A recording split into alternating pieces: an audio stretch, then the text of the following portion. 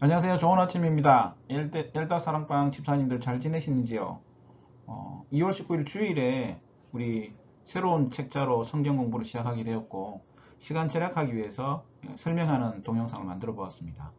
오늘은 일주 드디어 오신 예수님, 마태복음 1장 1절에서 25절까지 말씀을 꼭 읽어와 주시기 바랍니다. 먼저 책 자체를 보시면 책 자체 이름이 엑스포지멘터리입니다. 원어를 보시면 엑스포지터리, 해설, 설명, 코멘터리, 주석입니다. 결국은 성경을 바르게 해석하고 잘 적용하자는 그런 취지로 만들어진 책으로 생각됩니다.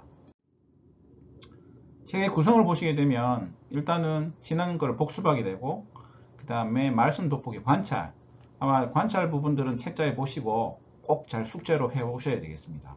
말씀을 읽어오시고 숙제는 꼭 해오시기를 부탁드립니다. 그리고 함께 삶의 내비게이션 나누는 부분들이 있고, 그리고 생활 속에서 어떻게 실천할 것에 대해서 또 진행하도록 하겠습니다.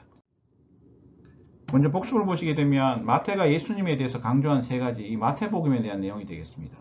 주로 예수님은 천지를 창조하신 하나님의 아들이시고, 그리고 다윗의 후손으로 오신 이스라엘 왕이시고, 그 다음에 십자가 부활, 죽음과 부활로 세워진 교회의 주인이시다. 하나님의 아들, 그 다음 이스라엘의 왕, 그 다음에 교회의 주인이시라는 부분들을 계속 강조하고 있습니다. 요 말씀 돋보기는 숙제니까 꼭 해오시기 바랍니다. 첫 번째, 마태복음 누구의 계보로 시작하며 예수님에 대한 세 가지 수식어는 무엇입니까? 이렇게 되어 있습니다. 1절 1절 읽어보시면 예수 그리스도의 계보로 시작되고, 예수님에 대한 수식어는 그리스도, 아브라함의 자손, 그 다윗의 자손으로 되었습니다. 꼭 읽어보시고 한번 적어보시기 바랍니다. 두 번째로, 이 계보가 기록하는 5여인은 누구이며 이들의 공통점은 무엇인가? 각각 읽어보시면 다말이라든지 라합, 룻, 그 다음에 바세바, 마리아가 있습니다. 다말의 경우에는 참 시아버지와의 통해서 자녀들이 태어나고, 라합은 이방 여성입니다.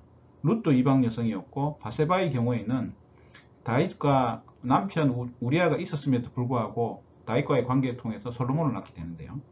그 다음에 마리아의 경우에도 보시면 혼전 임신으로 예수님을 낳게 됩니다. 따라서 보시게 되면 사회적으로 이렇게 전혀 환영받지 못하는 그런 여인들이라 할 수 있겠습니다. 마태는 예수님의 계보를 몇 대씩 나누어 정리하는가? 한번 읽어보시면 이렇게 14대씩 이렇게 나누어서 정리하는 것을 볼 수 있을 것입니다. 요셉은 누구의 자손이며 마태는 그를 어떤 사람이라고 표현했는가? 보통 다윗의 자손이 되어 있죠.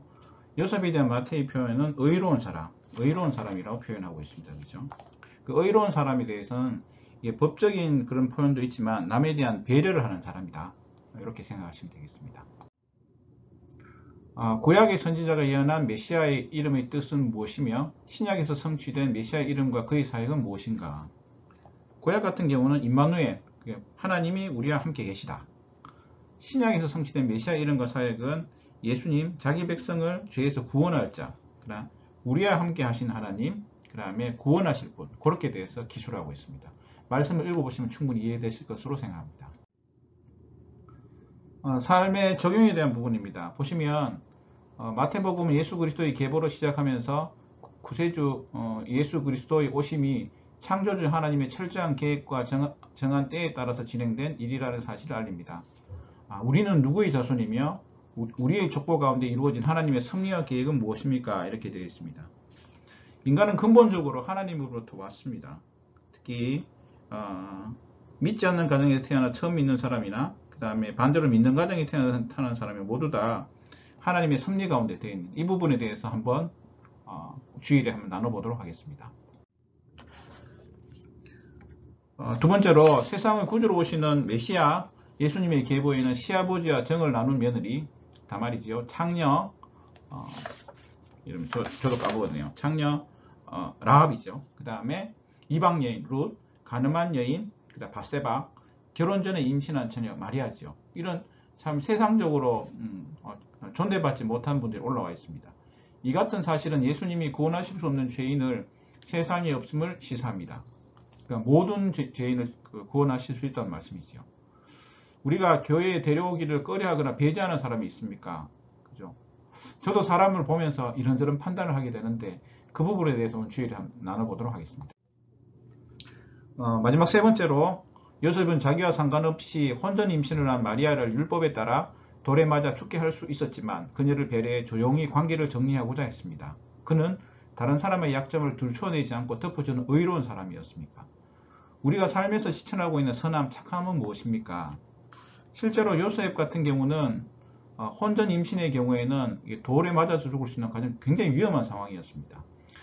의로운 사람이서 조용히 끊고자 한다고 성경에 그렇게 되어 있습니다. 우리는 어떤 부분을 실천하고 있는지 오늘 한 주일날 만나서 한번 나누어 보도록 하겠습니다. 마지막으로 생활의 아로마 실천, 실제로 우리 삶에서 어떻게 실천할 것인지 한번 생각해 보시고 주일날 간단히 나눠보도록 하겠습니다. 예, 벌써 이제 금요일입니다. 한 주를 잘 마무리하시고 주일 예배를 잘 준비하시고 주일날 교회에서 또 식사하니까 식사하시고 그 4층 교회권 올라가셔서 함께 성경 공부하도록 하겠습니다. 주일에 뵙겠습니다.